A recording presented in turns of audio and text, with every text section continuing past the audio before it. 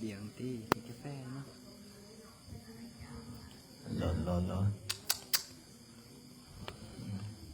พุทโธธัมโมสังโฆ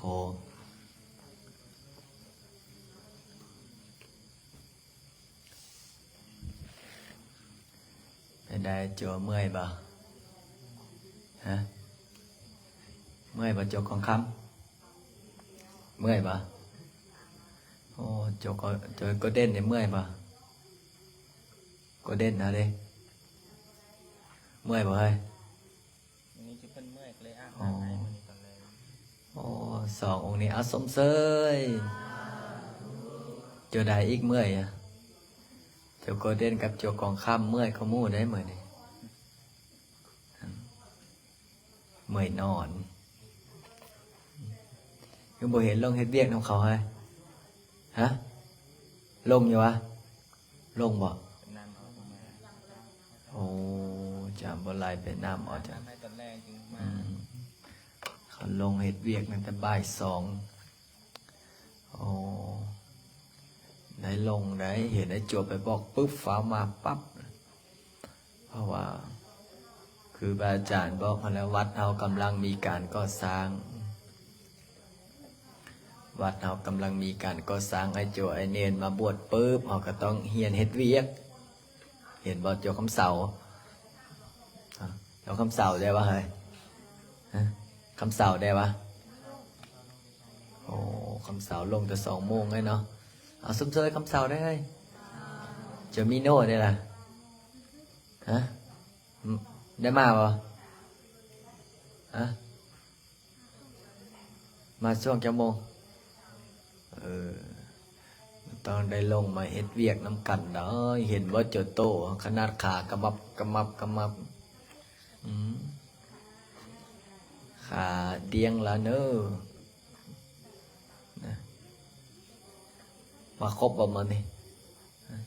กับโจแกงกือเนาะเนาะแกงกือกับไม่ยังโจแมบจะไปตามอ๋อ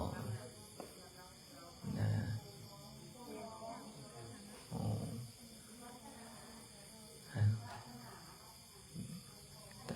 แต่ละองค์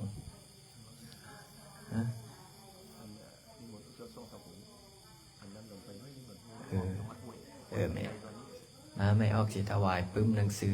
เฮ้ยอ้วนกับอันนั้น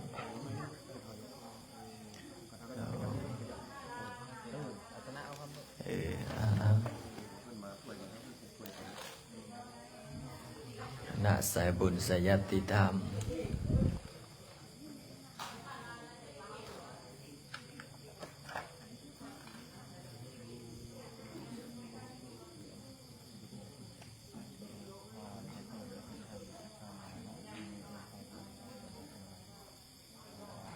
ถ้าออกไม่ออกเข้ามาเลยมาที่เลยแม่มาทางนี้เลย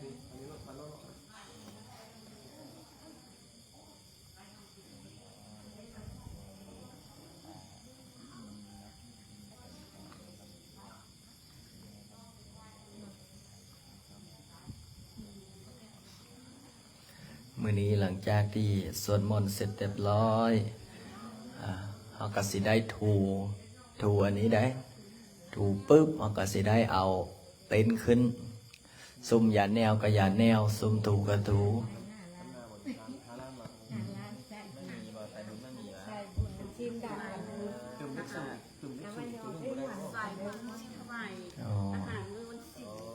ถวาย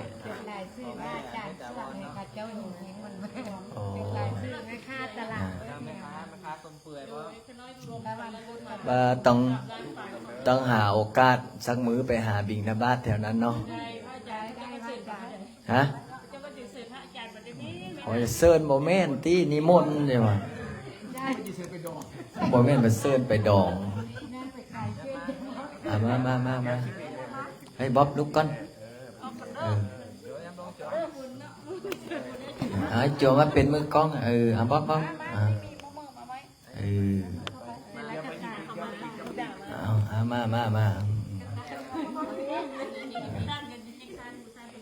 อันนี้จักสุดในหนังสือ 30พอดีไอ้จัว ใครเขาเงียนอะไรเนี่ย ประเคนนำกันเมื่อละเด้อ1 2 3สาธุสาธุสาธุอนุโมทามิอนุโมทนาบุญกับเจ้าภาพเจ้าศรัทธาเด้อนี่หนังสือเรียกว่าปึ้มเนาะแล้วก็ลายซื่อถวายเพลมื้อวันพุธวันที่12แม่ออกกันหาแม่ออกรัศมีแม่พรจันทร์แม่หงพรแม่ทองนางเวียงนางสีทนนางติ้งเปี้ยนแล้วก็ผู้ใดอีกกิมแล้วก็แม่กิมแล้วก็แม่ออกเพชรดาววอนแม่ดวงดาวเตาเวนปอมตาวันบ่แล้วก็แม่คำแก้วแล้วก็นางนี่แล้วก็ตู้กิมรวมทั้งหมดทั้งมวลปัจจัยเท่าไหร่อันนี้ยังอีกไหนโพนางโพทองวาสนาแล้วก็รวมทั้งหมดเท่าไหร่นี่5 ล้านกีบเนาะสาธุโอ้คณะญาติโยมที่มาปฏิบัติธรรมเพิ่นเลยถวายเพลง มาปฏิบัติธรรมจัดคอร์สพิเศษถือศีลปฏิบัติธรรมโอ้สาธุสาธุแสดงว่ามานอนวัดได้นี่กะหาหมู่มานอนอันไหนนอนผู้เดียวเดี๋ยวผีลอกนะสาธุ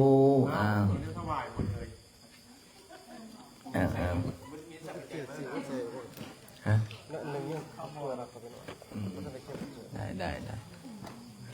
จัวใดเข้าไปนอนมีบ่เข้าไปนอนห้องไม่ออกมีบ่มอบให้โจทย์ซักเด้อทำความสะอาดเด้อลาเด้อ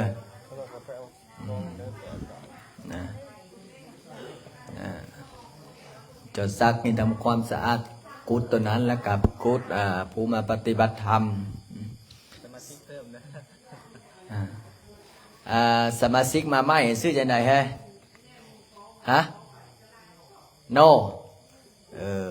I don't know ซื้อ no ซื้อแท้ซื้อยังซื้อเดียวซื้อเดียวซื้อ no อันนี้ละno อันนี้มี no เราบนนู้น no กับมี no นี่ผู้ใดสิขยันก็กัน นอนใส่ละสรุปเขาให้นอนใส่นอนน้ำเซตตีหรือนอนน้ำจัวบุญนำในห้องเซตตีนี่ห้องของเราหลายได้ขนมเราหลายได้ขนมลายนะจักทันได้ไม่ออกขอกินเสร็จเรียบร้อยไอ้จัวกับเวลาสวดมนต์เสร็จเรียบร้อยเอาขนมมาตั้งไว้แม่ไม่ออกกับยากกี่คือกันเขาว่าแยกไม่ออกอันตัวบ่แม่นว่าห่อไว้จน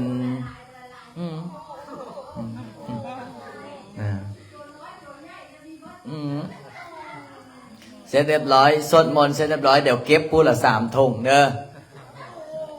เก็บผู้ละ3 ถุงผู้ละ3 ถุงถุงน้อยนะบ่แม่นถุงยางคือแบบผู้ละสมมติว่ารวมสมมติ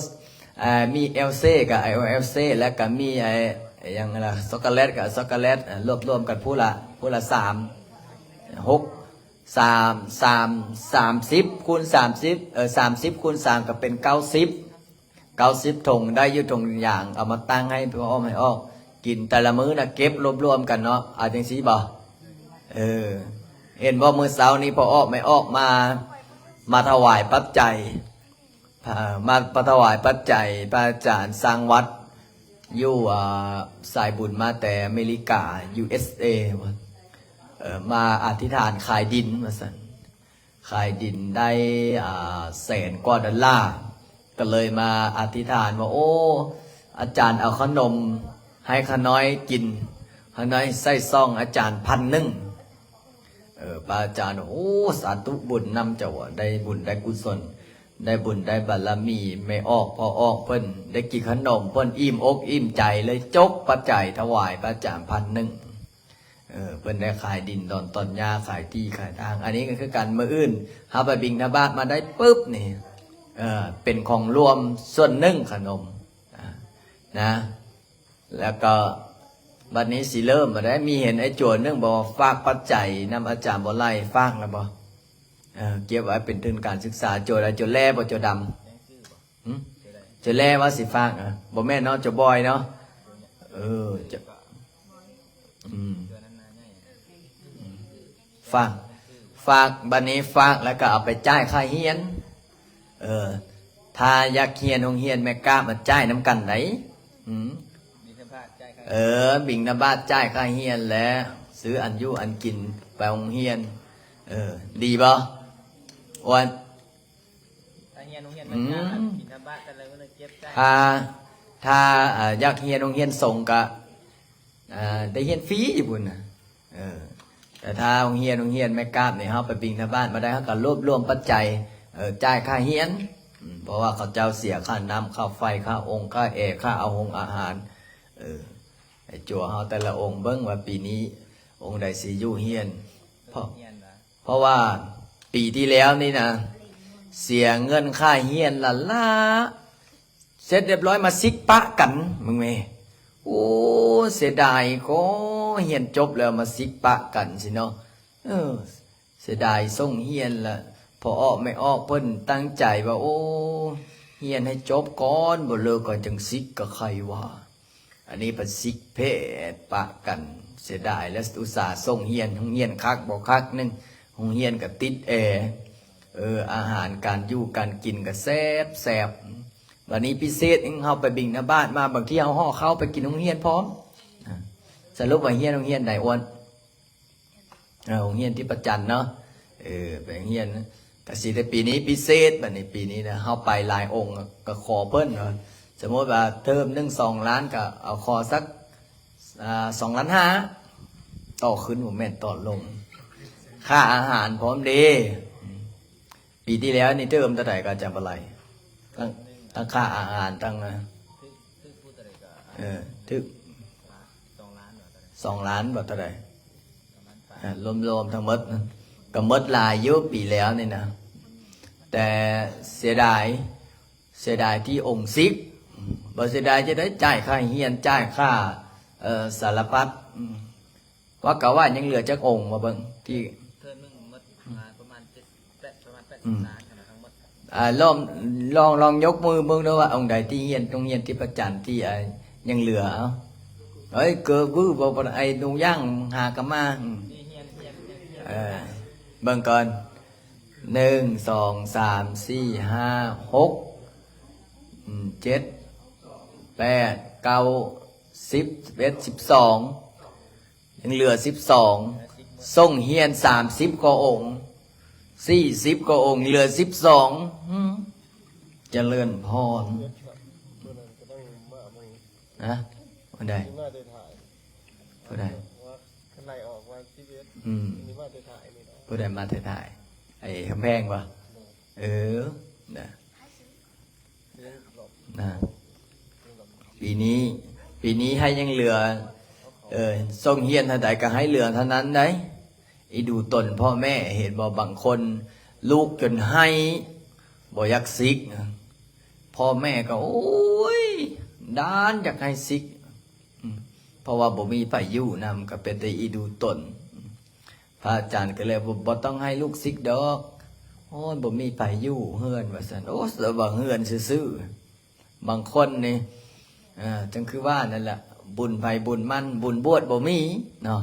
แม่นบ่บุญบวชบ่มีสมัยครั้งพุทธกาลนี่มีได้ลูกเศรษฐีอยากบวชน่ะหูบ่แม่นไปพระอาจารย์เคยเล่าแล้วเนาะที่ลูกเศรษฐีอยากบวชนั่นน่ะที่ว่าขอพ่อกับแม่ไปบวชนั่นน่ะผลสุดท้ายมาเป็นจะได้ไปบวชจะได้เป็นพระอรหันต์พ่อแม่บ่อยากให้บวชแต่เจ้าของอยากบวชปฏิบัติศีลปฏิบัติธรรมแต่เฮานี่ที่พ่อแม่ไล่ให้ไปบวชได้ไหมมึงหั่นน่ะไปบวชนำอาจารย์ลิ้นเลยนั่นน่ะอยากให้ไปบวชนะเอาบ่บวชจังได๋น้อยนึงผัดเฮ็ดอันนั้นน้อยนึงไปเฮ็ดอันนี้กินเหล้าเมาโซลา คู่มือนี่เองป้าเป็นตายานเบิ่งในเฟซบุ๊กเห็นในเฟซบุ๊กก็พอออกไม่ออกรุ่นนี้ละจอบดื้อละจำเนี่ยจอบดื้อละเด็กน้อยสำนี้แต่เฮาได้มาเฮียนหนังสือมาอยู่กับครูบาอาจารย์คือบาอาจารย์พาเฮ็ดเวียกเฮ็ดน้ำกันเด้บ่แม่นไปนอนหลีอยู่เด้จกของคำเอ้ยนะจกของคำกับผู้ใดแล้วก็มักนอนหลีไงจกของคำว่าเขาน้อยกับหลีมื้อเดียวนี่นะแม่นอยู่ว่าเฮ้ยเรามักหลีบ่ของคำอย่ามักหลีอย่างไหนเดี๋ยวพอบอกพอออกเขาไหนกับจกโกเด้นบ่บิงในบ้านก็ไปอยู่ว่าเฮ้ยฮะโอ้แล้วแหละเดี๋ยวสิบอกพ่อมาแล้วบอกพ่อมาบอกโอ้ยขี้ค้านบิงท่าบ้านถ้าบอกบิงท่าบ้านเนี่ยโอ้อายเขาได้อายจนน้อยขนาดเจ้าแม่มานะอุ้มบาดตกแดกกินแดกกันยังไปเดี๋ยวสิตรวจระเบียบเข่งก็เก้าได้บัดนี้นะไอ้จัวใดแต่ละจัวองค์ใดที่อนุญาตสายโทรศัพท์องค์ใดที่บ่อนุญาตไอ้โกเด้นบ่แม่นมีโทรศัพท์บ่เฮ้ยส่งพ่อแล้วยังบ่ส่งไม่ออกแล้วเนาะสรุปว่ามีหรือบ่มีเอาดีๆได้ส่งยาแล้วส่งมื้อใดเฮ้ยเอาบ่ต้องลิ้นโทรศัพท์เอาต้องควบคุมใจตัวเองให้อยู่ได้องค์ใดที่ให้ลิ้นกับจังลิ้นองค์บ่แม่นว่านอนลิ้นโทรศัพท์มู่เฮ็ดเวียกโอ้อายเขาได้เห็นบอกขนาดจุนนี่เวลาเราสวดมนต์ง่วงเงาแล้วก็ยังลงมาเฮ็ดเวียกลงมาอยู่ว่าจุนนี่นี่มาได้ขยันได้เนาะแม่นตัดหญ้าบ่เฮ้ยโอ้ทีมตัดหญ้าเด้จะมีโน่เด้จะมีโน่ที่เม็ดยังมีโน่ลงมาใช่ไหมล่ะโอ้เอาจะได้กระยะให้ใจน้ำกันเด้อมาเด้อ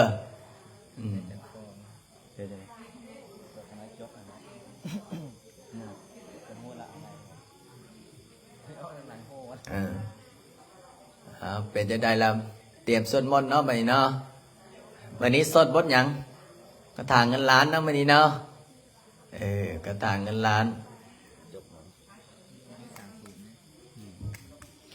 เตรียมพร้อมหรือยังเตรียมพร้อมตั้งจิตอธิษฐานอาหารหน้าหาพระเจริญพรเมตแต่เด้อ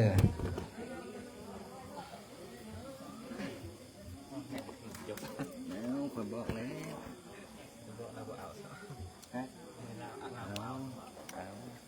เอาก็ได้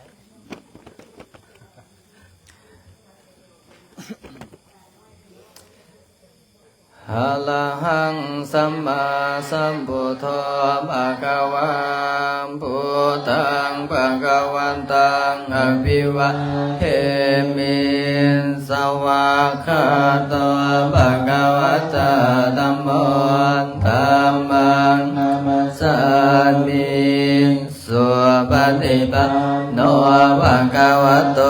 สาวกสังโฆสังฆังนามามินะโมตัสสะภะคะวะโตอะระหะโตสัมมาสัมพุทธัสสะนะโมตัสสะภะคะวะโตอะระหะโตสัมมาสัมพุทธัสสะนะโมตัสสะภะคะวะโตอะระหะโตสัมมาสัมพุทธัสสะพุทธังสรณังคัจฉามิธัมมังสรณังคัจฉามิสังฆังสรณังคัจฉามิตุติยมปิพุทธังสรณังคัจฉามิตุติยมปิ ปัง สารนังกาสามิตุติยามปิสังฆังสารนังกาสามิตติยามปิพุทธังสารนังกาสามิตติยามปิธัมมังสารนังกาสามิตุติยามปิสังฆังสารนังกาสามิอัมปนาติปาทาเวรมณีสิกขาปะทังสมาธิยามิอาทินาทานาเวรมณีสิกขาปะทังสมาธิยามิโมสาวาทาเวรมณีสิกขาปะทังสมาธิยามิสุราเมลยมาสปามาทัสสนาเวรมณีสิกขาปะทังสมาธิยามิอิติปิโสภะคะวะอะระหังสัมมาสัมพุทโธวิชาจารณะสัมปันโนสุขโตโลกวิทูอนุตตโลปุริสธรรมสารติสัทธาเทวมนุสานังพุทโธภะคะวะติสวัสดิ์โตภะคะวะตาธัมโมสันติติโกอาการลิโกเอหิปัสสิโกโอปัญญิโกปัจจตังเว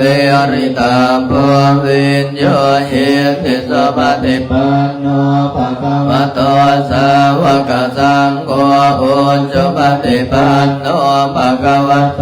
สาวกสังโฆญาญปฏิปันโนภะคะวะโตสาวกสังโฆสามีทิปฏิปันโนภะคะวะโตสาวกสังโฆยติตังจัตตาลิปุริสยุคานิอัตถปุริสัมโภคลาเอสัมภะคะวะโตสาวกสังโฆอาหุนายโยปะหุนายโยนังกินายโยอัญชลิกัลนิโยอนุตตรังบุญญาเกตังโลกาสันติติปิโสภะคะวะอะระหังสัมมาสัมพุทโธเวสสัจารณะสัมปันโนสุขโตโลกวิโตอนุตตโลปุริสธรรมสารติสันทาเทวมนุสานังพุทโธภะคะวะติสวะคาโตภะคะวะตาธัมโมสันติติโกอังคาริโกเอหิปัสสิโกโอปัญญิโกปัจจตังเวริตาภูวินโยหิติสปฏิปันโนภะคะวะโตสาวกสังโฆโอสุปฏิปันโนภะคะวะโตสาวกสังโฆญาญปฏิปันโนภะคะวะโตสาวกสังโฆสามเมจิปฏิปันโนภะคะวะโตสาวกสังโฆยติทังจัตตาลิปุริสยุคานิอัตถปุริสัมโภคลาเอสัมภะคะวะโตสาวกสังโฆอาหุนายโยปะหุนายโยตังกินายโยอัญชลิกัลนิโยอนุตตรังปุญญาเขตังโรกัสสติติปิโสภะคะวะอะระหังสัมมาสัมพุทโธเวสสัจารณะสัมปันโนสุขโตโลกวิทูอนุตตโลปุริสธรรมสารติสันทาเทวมนุสานังพุทโธภะคะวะติสวะคาโตภะคะวะตาธัมโมสันติติโกอังการิโกเอหิปัสสิโกโอปัญญิโกปัจจตังเวริตาภูวินโยหิติสปฏิปันโนภะคะวะโตสาวกสังโฆโอสุปฏิปันโนภะคะวะโตสาวกสังโฆญาญปฏิปันโนภะคะวะโตสาวกสังโฆสามีติปฏิปันโนภะคะวะโตสาวกสังโฆยติตังจัตตาลิปุริสยุคานิอัตตปุริ สัมปุคลาเอสัมภะคะวะโตสาวกสังโฆอาหุนายโยปะหุนายโยตังกินายโยอัญชลีกรณิโยอนุตตรังปุญญเกตารองกัสสติ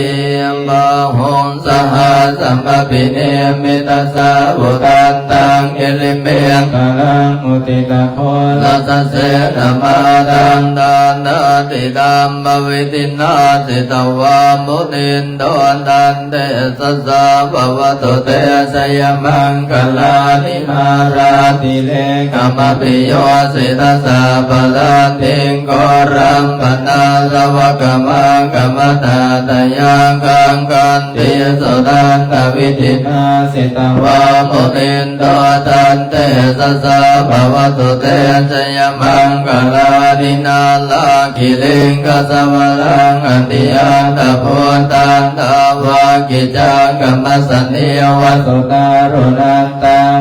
ตัมปเสกวิธินาสิตวามุนินโดตันเตสัสสะภวตุเตสยมังคลานิองค์เขียนตังคากัมมติหันตสุตารุนันตังตาวันติโยสันนปะตังกุลิมาลวันตังอิติปิสังกตมโนสิตวามุนินโดตันเตสัสสะภวตุเตสยมังคลานิการตวานาการนมุตตังอิวะคามปิติยาจินจายโตตวัชนังสนกายมาเสนนะโสภวิตินาสิตวามุนินโดตันเตสัสสะภวตุเตสยมังคลานิจังวิหายมติสาจักวาลเกตุมาตาปิโรติธรรมนังปฏิอันตพุทธังปัญญาปฏิปัสสลิโตสิตวามุนินโดตันเตสัสสะภวตุเตสยมังคลานินันโตปนันตพุทธกังวิพุทังมหิติงปุตเตนะเทระพุทธเกนะธรรมาปยันโตอิโตปเตสวิตินาสิตวามุนินโดตันเตสัสสะภวตุเตสยมังคลานิโนคาตินิพุทธเกนะสุตตะหันทังพระมังวิสุทธิสุติเมติปะกาปิตานังญาณังกเตนะวิตินาสิตวามุนินโดตันเตสัสสะภวตุเตสยมังคลานิเอตาปิพุทธสยมังคระตกาทายโยวาจโนหินะหิเนสรเตมดันติอิตวานะเนกวิมิธานิจุปานตวานิโมขังสุขังอธิกมัยยนโรสปัญโย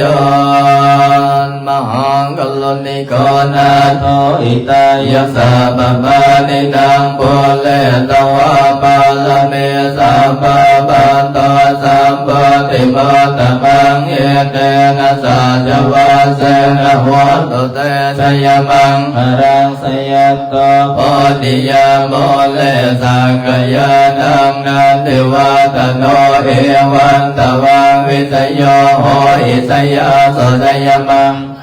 อปราสิตปัลลังเกสิเสปะวิปกเรอภิเสกเกสัพพพุทธานังอากาปันโตปะโพตติสนาคาตังสุมังอรันสุภาภาตังสุโหติตังสุกโนสุโม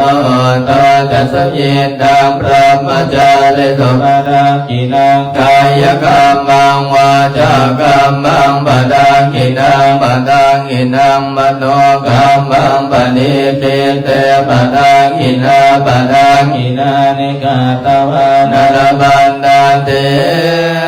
ปะดังกิเนมุลบาลสมิงพระพุทธปนังบรพาลสมิงพระธรรมเมตังบรพาลสมิงพระสังฆานังตุกโลกปยังอภิวันชัยเยสัพพโตสัพพโสสัพพโรสัพพภัยสัพพโคสเนจังไลอภิวันชัยเยสัพพทานังสัพพะระพังอภวันโตเมราคันโตสุลา กันโตอาคเนรัสมิงปะโพธะกุณังอาคเนรัสมิงปะธัมเมตังอาคเนรัสมิงปะสังฆานังทุกขโตกัปยังอภิวันชัยเยสัพพโตสัพพโสสัพพโลสัพพภัยสัพพกอสเนจังไลอภิวันชัยเยสัพพทานังสัพพลาภังอภวันตุเมรักันตุสุรากันตุมาลดีรัสมิงบาบุตะกุณังอรดีรัสมิงบาดามเมตังอรดีรัสมิงบาสังฆานังทุกขโลกปยังอภิวันชัยเยสัพพโตสัพพโสสัพพโรสัพพภัยสัพพโคสันเนจังไลอภิวันชัยเยสัพพทานังสัพพลาภังอภวันตุเมรักันตุสุรากันตุปัจฉิมรสมิงปะโพธะกุณังปัจฉิมรสมิงปะธัมเมตังปัจฉิมรสมิงปะสังฆานังทุกขโรกปยังอภิวันชัยเยสัพพโตสัพพโสสัพพโลสัพพภัยสัพพกอสเนจังไรอภิวันชัยเยสัพพทานังสัพพลาภังอภวันตุเมรักันตุสุรากันตุภายัมรสมิงปะโพธะกุณังภายัมรสมิงปะธัมเมตังภายัมรสมิงปะสังฆานังทุกขโลกปยังอภิวันชัยเยสัพพโตสัพพโสสัพพโลสัพพภัยสัพพกอสันเนจังไลอภิวันชัยเยสัพพทานังสัพพลาภังอภวันตุเมรักันตุ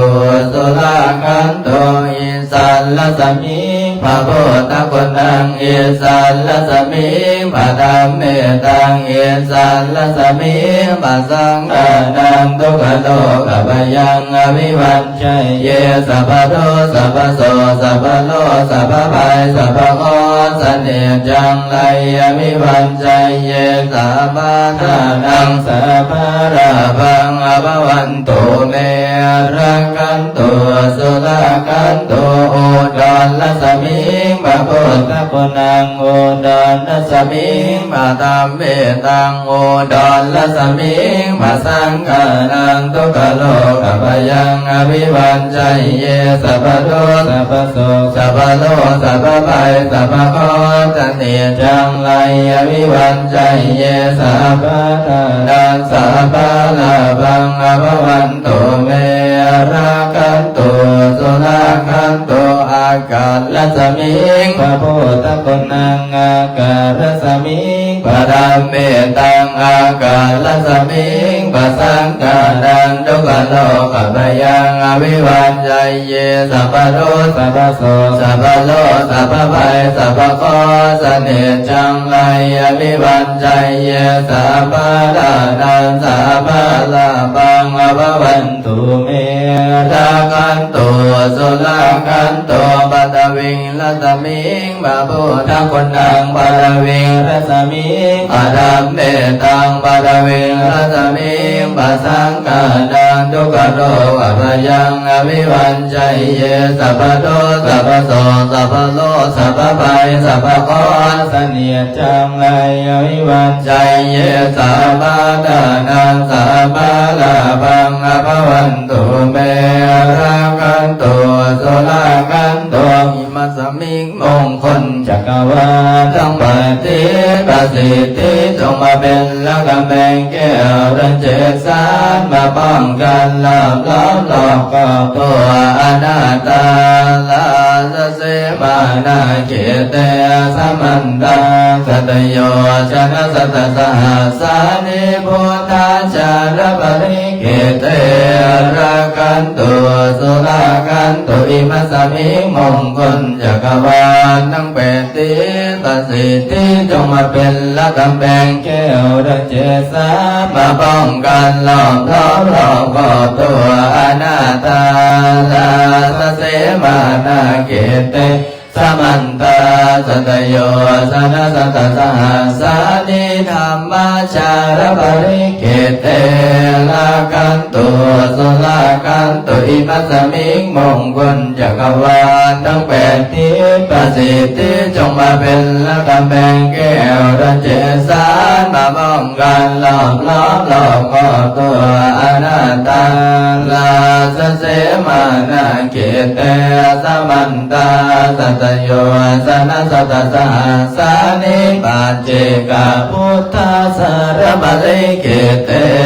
รากันตุโสลากันตุอิมัสสมิงมงคลจักรวาลทั้งแปดทิศประสิทธิจงมาเป็นละกำแพงแก้วระเจสานมาป้องกันล้อมล้อมล้อมกอมตัวอนัตตาลาสเสมานาเกเตสมันตาสัตโยชนะสัตสหสานิสังฆาสารปริเขเตราคันตุโสลากันตุสัมปเจสมินาสันติโมภมาจมาเทวาสัพเพยคาปรายันติภมาจมาเทวาภิลาภาภวันตุเมมะปุญโยมะระโพภวันตุเมมิเทวะโอภิพุทธะมะอุณโมมรายาวิลันตโยวิลโคนายังวิลาหินสาวิลาตัสสีวิลาตัสสาวิลาอิติโยปุรัสสะปานิมามาปุรัสสะโสโหสาปฏิสามิเพ่งเพ่งบาบาหะเลเลสาปฏิสามินาสันสิโมภมาจมาเทวาสัพเพยคาปรายันติภมาจมาเทวาภิลาภาภวันตุเมมะปุญโยมะระโพภวันตุเมมิเทวะโหติพุทธะมะโหนะโมพรายาวิลานายโยวิลโคนายังวิลาหินสาวิลาตัสสีวิลาตัสสาวิลาหิติโยภรัสสะมานิมามาโพรัสสะสมโหสาปฏิสามิเพ่งเพ่งบาบาเลเลสาปฏิสามินาสันติโมภมาจมาเทวาสัพเพยคาปลายันติภมาจมาเทวาอภิลาภาภวันตุเมมะปุญโยมะระโพภวันตุเมมิเทวะโหติพุทธะมะโหนะโมพุทธายาวิลันตโยวิลโคนายังวิลาหินสาวิลาตัสสีวิลาตัสสาวิลาอิติโยปุรัสสะปานิมามาพุทธัสสะสวะโหสาปฏิสามิเพ่งเพ่งบาบาเลเลอิติปิโสวิเศษอิเสสพุทธะเมอิเมนะพุทธัสสะอิโสตัมพุทธวิติอิติปิโสวิเศษอิเสสพุทธะเมอิเมนะพุทธัสสะอิโสตัมพุทธวิติอิติปิโสวิเศษอิเสสพุทธะเมอิเมนะพุทธัสสะอิโสตัมพุทธวิติอิติปิโสวิเศษ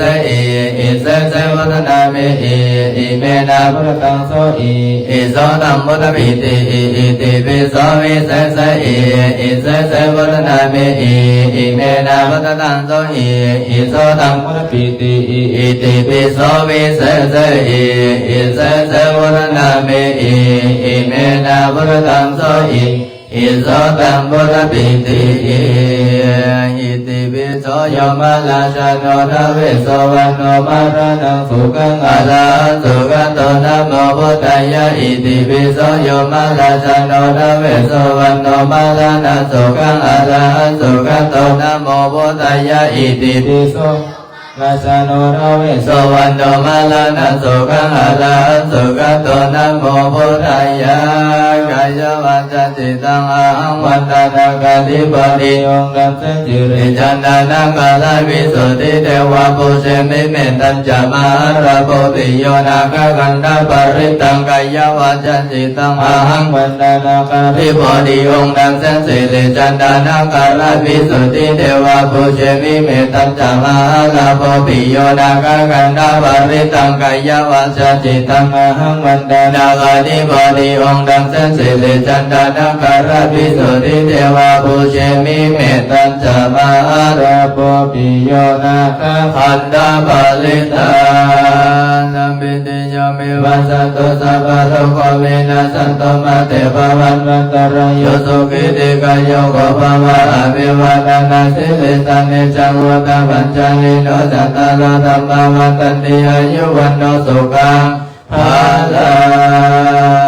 งอิมินา ปุญญกรรมินาอุปัสสยกุณุตละจาริโยปะกาลธรรมตาปิตาจยตกะปิยมะปัสสเลโยจันติมาลาสะโกนาวัตนาลาปิจพมมะลาจอินทจตุโลกปาลาจเทวตายโมหิตมโนสัจมัตตะเวริกาปิจสัพเพสัตตสุขิโยตุปุญญานิภกตานิเมสุขันจติวิธานิตุกิปังปะเปตาภมะตังอิมินาปุญญกเมนะอิมินาโอติเสนาจักขิปังสุราเปเยวตันโตปะนานาสิตานังเยสันตาเยอินานามายาวานิปานาโตมามานาสันโตสัพพะทาเยวายาสัสสะโตภเวโอโสเจตัสสติปัญญาสันติโกเวรยมินามาลาลาปันโตโนกัสสังฆตุจาวิริยสุเมโพธาติภาวะโลนาโตธัมโมนาโตวะโตธัมโมนาโตปัจเจกโพโตจัสสังโฆนาโตตัรโรมามาเตสุตตมะโนภาเวนะมาโลกัสสะตะปันโตมาโลกปันตาจันติโตกะวายาปัตตาจันติพยาโสกปัตตาจันติโสกะโหตุสัพเพปิปานิโนเอตวะตาจะอเมสัมปะตัมปุญญสัมปะตังสัพเพเทวะอนุโมทันตุกัลนิยมัตตะกุสเลนะยัตตสันตังปะทังอภิสัมเวจัสสะโกโอโสจัสโสโอโสจัสโสวะโจจัสสะโมโตอานาติมานิสันตุสัพโกจัสโสปะโลจะอาภกิโจจัสสัลละโหกโวติสันตินาริโยจะนิปะโกจะอาภกะโปโกเลโสอนันโนกิโตนาจะโคตันสัมมาจันลิกินจิเยนะปิญโยปะเรวะอุปาวะทโยสุขิโนวะเคมิโนโหตุสัพเพสัตตะภวันตุสุขิตาตายิกิจิปานาโพธาติตัสสะวะทาวะทาวะอันนาวะเสสันติกวะเยมหันตวะปัสสิมารัสสะกะอนุกะดุลาติตวะเยจะอดิตาเยจะตุเรวะสันติอวิตุเรโพธาวะสัมภเวเสวะสัพเพสัตตะภวันตุสุขิตาตันนาปะโลปะลังนิโกเปทานาติปัญญยากาตจินักกินจิปัญญาโรสนาปฏิกาชัญญานัญญมัญญาสัตุกามิโสยมัตตายาทานิยังโพตังอายุสะเอกปุณโนรักเขเอวังปิสัมปะโพเตสุมานาสัมภวะเยอปาลิมานังเมตัญจสัพพะโลหะสัมมิมานังสัมภวะเยอปาลิมานังโหตังอโตจัตเตลิลัญจาสัมปะตังอเวรังอสัมปะตันเดทัญจาลังเนสิโนวะสัยยโนวะยวะตัสสะเมกะตะมิโนเอตัสสันติอติระยะโพมะเมตังวิหาลังอิดัมมะหุริตินจาอนุปะกัมมะสิลวะตัสสะเนนะสัมปันโนกะเมสวินัยนังเกตังนาเนสัตโตปะปัสสยะโพลาลิติติกาลานิยเมตตาสุตตังเมตตากาลุณาโพตตาโอเปกะสัพเพสัตตาทุกขาอุนตุสัพเพสัตตาวิลาอุนตุสัพเพสัตตายาปัญสาอุนตุสัพเพสัตตานิกาอุนตุสัพเพสัตตาทุกิอัตระปริยารันตุสุขิสุขิสัมเพสัตตาสัตตาหุนตุอาเวลาสุขสิวิโนขอให้สัตว์ทั้งหลายจงเป็นผู้บ่มีเวรต่อกันและกันจงเป็นผู้ดำรงชีพอยู่เป็นสุขทุกเมื่อเดินกาตังบุญญาปรมายังสัพเพภาคีภวันตุเตขอให้สัตว์ทั้งสิ้นนั้นจงเป็นผู้มีส่วนได้เสวยผลบุญอันที่ข้าพเจ้าได้บำเพ็ญแล้วนั้นเดินอรหังสัมมาสัมพุทโธภะคะวะพุทธังภะคะวะตังอภิวาเทมิสวากขาโตภะคะวะตาธัมโมธัมมังนัมสสามิโสปฏิปันโนภะคะวะโตสาวกสังโฆสังฆังนามามิสาธุ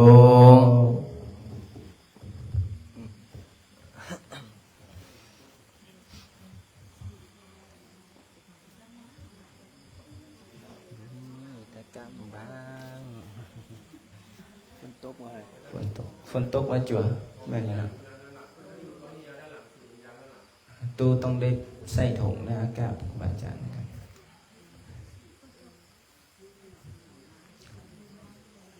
ลำโพงต้องได้ใส่อันถุงยางครอบเพราะฝนมันพัด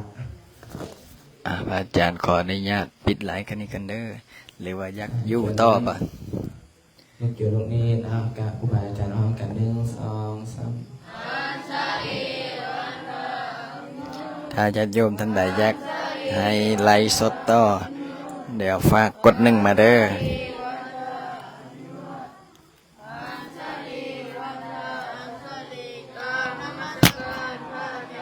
สาธุนำไปหาญาติโยมเหมือนพอออกไม่ออกมาสวดมนต์ไหว้พระบางคนก็ดีใจบางคนก็เสียใจ แต่วันนี้ได้อิ่มบุญแล้ววันนี้เนาะอิ่มบุญอิ่มอกอิ่มใจอิ่มมาบารมีแล้วเอาพร้อมกันเด้อเด้อกับครูบาอาจารย์พร้อมกัน1 2 3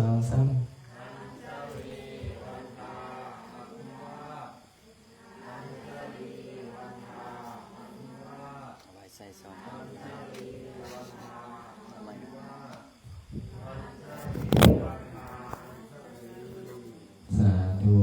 อนุโมทนาบุญกับเจ้าภาพเจ้าศรัทธาเด้อถวายเพิ่มหนังสือแล้วก็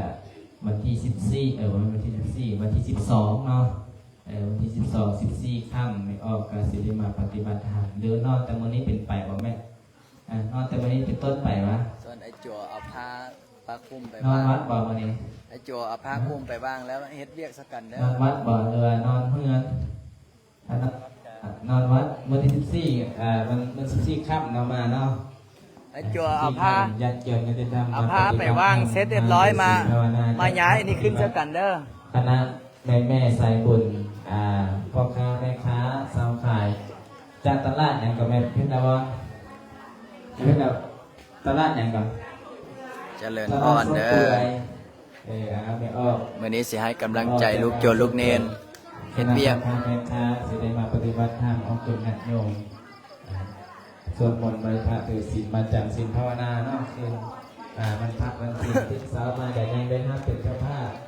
ถวายเพลงถวายพระตาให้กับพระสงฆ์สามเณรที่จังหวัดนครพนมบุญเด้อ สาธุเจริญพรนะโยมพ่อโยมแม่เด้อจะเปียกโอ้จะเปียกก็มาขึ้นเล่นหากันเท่าไหร่มันฝนตกก็ได้เปียกเฮ็ดเวียกต่อเนาะจะเปียกเนาะเฮ็ดบ่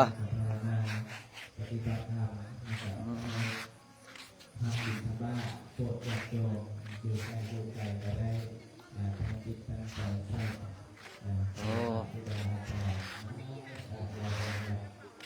ฝนตกก็ได้นี่นะ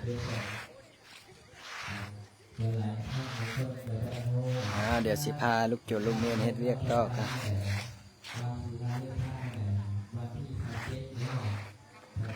สาธุอนุโมทนาบุญเด้อ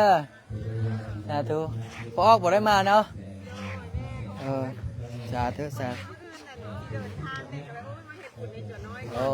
สาธุสาธุ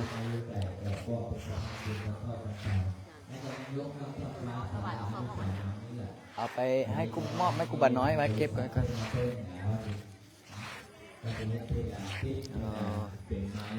สาธุใส่ยาฝนตกแห้งหัวโอ้เนาะเป็นยังไงจำพรรษาอยู่ฝนค้างอยู่บ่จันพรเฮา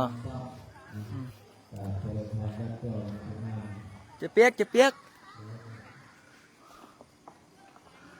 สาธุญาติธรรมญาติโยมโยมพ่อโยมแม่หาเจริญพรโยมแม่เด้อโยมพี่บุ๋มก็เข้ามาโยมแม่สำรองโยมแม่จำเรียนสาธุเปียกมาลั่นของเก้าเทื่อนั่นละรัดของเก้าบาทนั่นละโยมแม่อุ่น1 2 3ฝนตกทุกวันเลยจ้า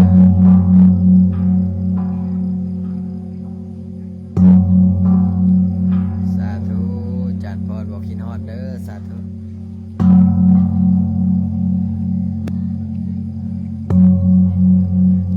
จากบ้านแล้วลั่นต่อ6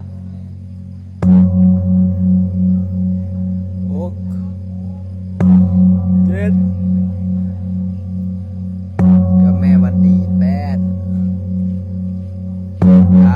สาธุโยมเอ็มออนโอ้ฝนตกแห้งไปเอาผ้าไปเก็บไปเอาผ้าเก็บเสร็จเรียบร้อยอย่าแนวเอาไว้ให้สร้างเฮ็ดเดี๋ยวเขาเก็บของขึ้นมานี้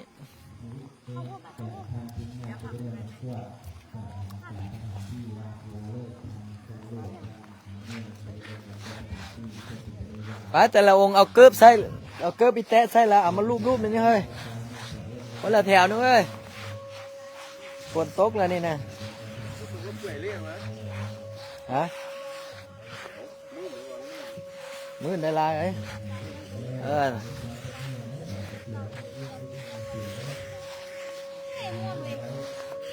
เข้าห้องดีนะมันเนาะคนออกเลยเนาะแล้วมันไม่การแห้งมันละผมไม่แห้งใช่ไหมอัดคนไหนมันเข้าหูอยู่ตีนี่นะเอาคนละแถวแม่คนละแถวแม่คนละแถวแม่คนละแถวคนละแถว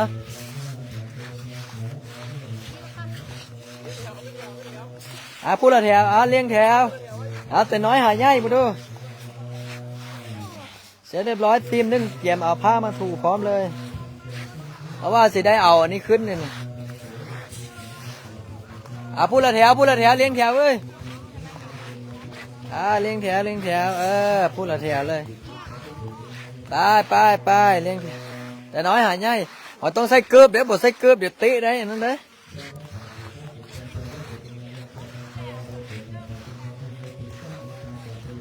อย่าเหนียว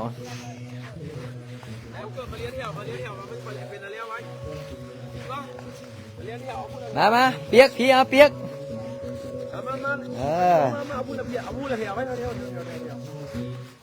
จะเปียกแถวนี้จะเปียกจะโตเปียกเจอ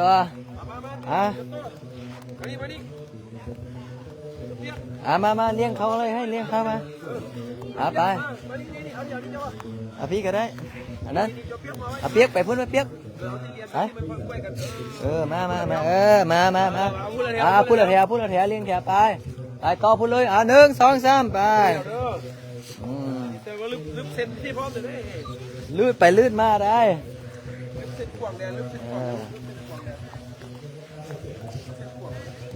ถูกไปโอ้ต้องเปิดหมอลำซิ่งให้ตัวน้อยแม่หน่อย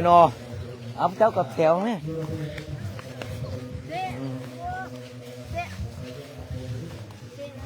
เจ็ดน้อยเพื่อนถู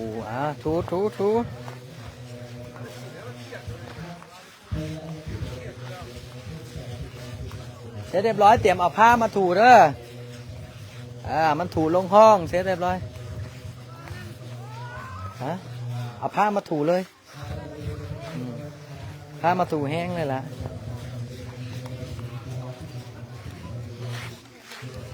เตรียมเอาผ้ามาเลย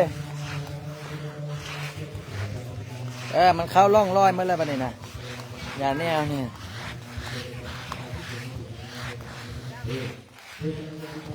ถูข้างมันเลยเด้อเฮ้ยเด้อเกือบปิดแตะสิบวันถูข้างมันเลยเด้อถูข้างมันเลยเด้อ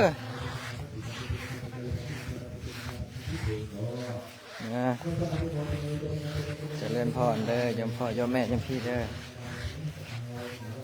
ฟังอยู่ทางใดคอมเมนต์เด้อสาธุโยมแม่สวิงโยมแม่สมพรแม่เมตตาแม่น้อยแม่สุวามานนอนหลับบ่เนาะแต่ละครูแต่ละคนนะถูป้ายถูองค์นี้พูดได้อันนี้จัวได้อันนี้ฮะจัวแล้วสูงครับบ่จัวอย่างละหนูย่างว่าจุดนี้อย่าเอาตีนดูได้เฮ้ยเอาเกือบได้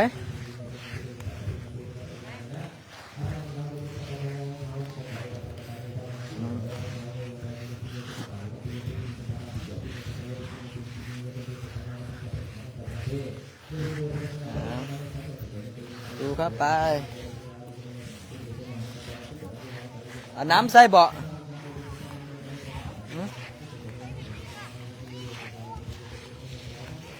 ถูแถวนี้ถูเอาผ้ามาเซ็ตเลยเพราะว่าถ้าเอาน้ำเดี๋ยวมันสีบ่อนั้นถ้าเอาน้ำเดี๋ยวมันสีเปื่อยมืดอันนี้ถูนี่แถวนี้เดี๋ยวมันแห้งมาเดี๋ยวมันสีบ่งาม เอาผ้ามาถูเลยบัดนี้นะเอาอันถูพื้นนะเด้อนี่แทนนี่แทนนี่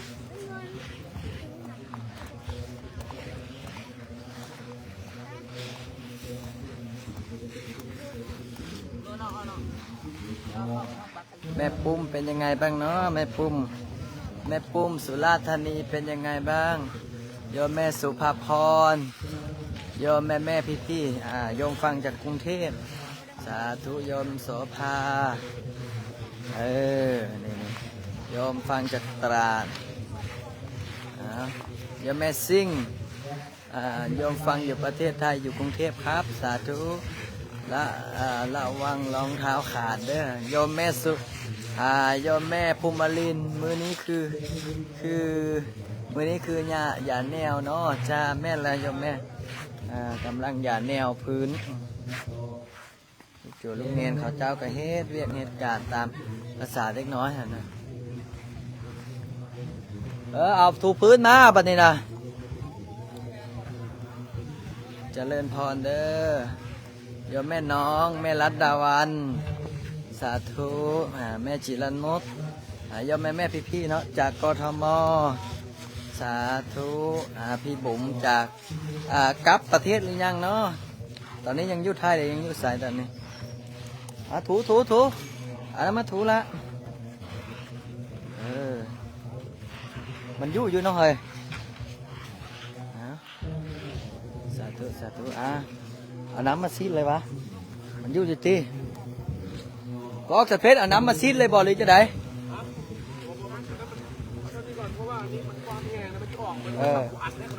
เอามิแต่เอาผ้าถูออกเนาะมันอันนี้มันมุดติดต่อกันเลยอันนี้มันมุดติดแต่เวลามันก็ออกทำนี้ก่อนเพราะขับน้ำสาดมันจะออกมันเลยมันจะอัดทำไหนเอา2 คนแม่จำบ่ได้น้ำเสียวบ่ยังจำที่เราแบ่งบ่ท่านมีแต่ซ้ำนี้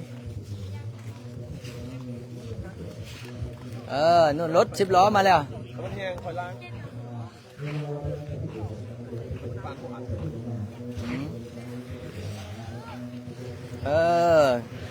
ซอยทักษิณนะแม่จุดใหญ่เขาดึงซอยกันสาธุฟังอยู่พะเยาชัดเจนมือจะง่ายดิเป็นมือจะง่ายจ้ะย้ายมือนี้เลยเพราะย้ายมือนี้วะย้ายมือนี้มันบ่ท่านแห้งอย่างนี้เนาะมันแห้งมืดก่อนนะมืออื่นจะได้เก็บเครื่องไปมืออื่นเอามาเข้ามาเก็บเครื่องก่อนมืออื่นย้าย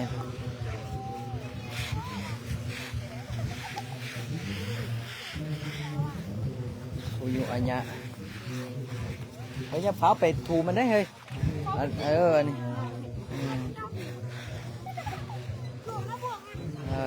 ถูเอาผ้าถูเราได้เพราะว่ามันยังบ่หันห้อง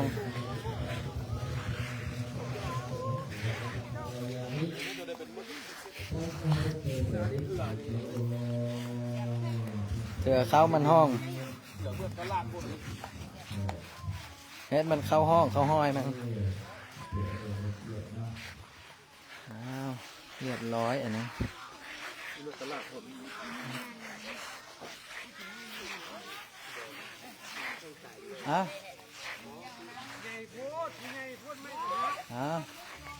สิย้ายเต็นท์มือนี้หรือสิมืออื่นเนี่ยโจซักย้ายมือนี้เนาะย้ายมือนี้เลยเขาไปเอาผ้ามาเซ็ตอันนี้ออกงามๆแล้วเขาเอาเต็นท์ขึ้นมาไปเอาผ้ามาเซ็ตออกเฮ้ยเอาผ้าโบยุโอเนี้ยเด้อไอ้จั่วลายองค์เดี๋ยวมืออื่นออกตนยันโยมมามันสิยากมาเฮ้ยเตรียมหาผ้าแห้งๆมาเซ็ตงามแป๊บเดียวเองดอกมาเซ็ตถูอันนี้งามๆโอ้ผู้ดอกโอ้เซ็ตเอาผ้ามาถูผ้ายุสลากะมาก่อนไปพุ่นน่ะโจน้อยสิมาโอ้จุดเปียกแห้งแท้อันนี้นะโอ้จุดเดียงเขานี่เบิ่งดูนี่ไปเดียงรอบ2ด้วยเฮ้ย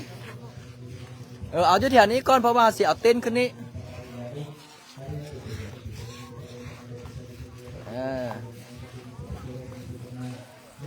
ล่น เอาขึ้นมาเมิดเลยนะเอาขึ้นมาเมิดเลยแกจุ่มนึ่งพุทธตัวใหญ่แกผมมาเลยอ่ะ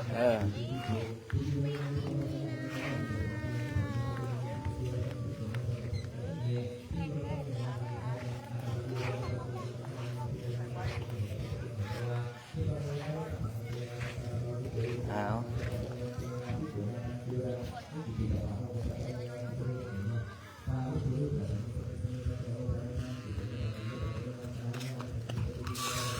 อย่าเฮ็ดว่าขาน่ะไปห้องหมอยนะ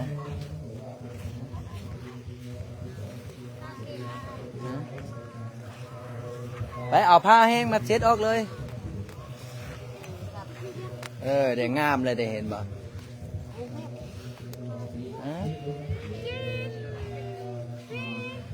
เอาทอดผ้าได้มาดูไอ้แมบเพิ่นน่ะ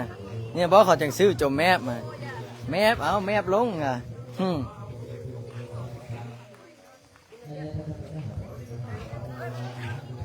เซตอันนี้ก่อนเซตอันนี้ก่อนเซตอันนี้แห้งก่อน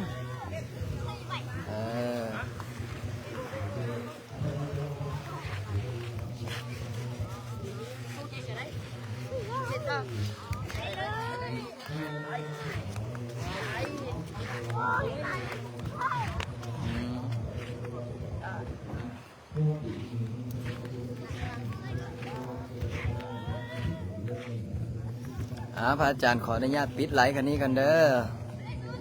โยมแม่เด้อสิเฮ็ดเวียกกับพุทธะเอาเหยียบตายเฮ้มึงบ่เนี่ยเฮ้ยเป็นยังไงเฮ้ยเกิดอุบัติเหตุไปโรงพยาบาลไหมไม่ไป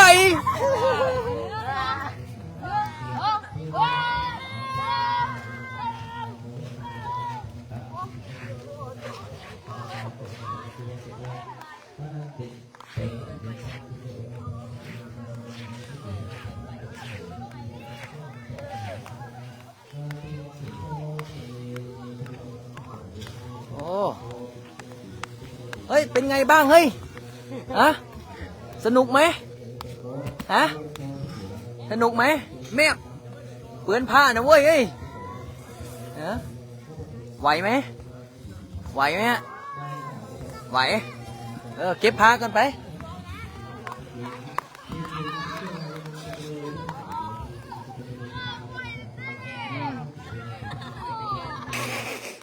ได้แล้วไปแล้วเอาเก็บคุณอันนั้นวางหันก้อนอันนั้นน่ะต้องเอาเต็นท์ขึ้นมาก้อนมาเอาทำความสะอาดนี้ให้มันแห้งก่อนบนน้ำ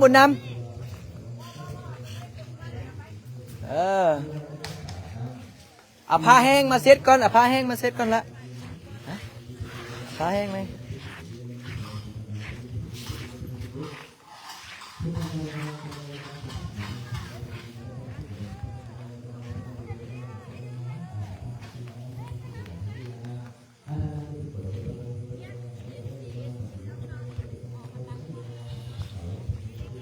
พระอาจารย์ปิดไลฟ์กันเด้อแม่เด้อ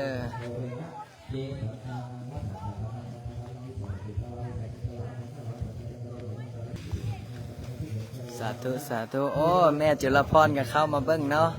สาธุเด้อแม่แมวเด้อแม่จุลพรไอ้จัวน้อยกำลังเฮ็ดทำความสะอาดต่อแล้วนี่สาธุเอาล้างให้เมิดละพูดนะจำบทไล่ท่องบทเรียนอย่าพูดได้กำลังสวดปฏิโมกข์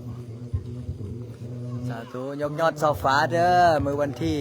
27เนาะพูดนะไปไอ้ถูให้แล้วซะถูเฉพาะวันนั้นละ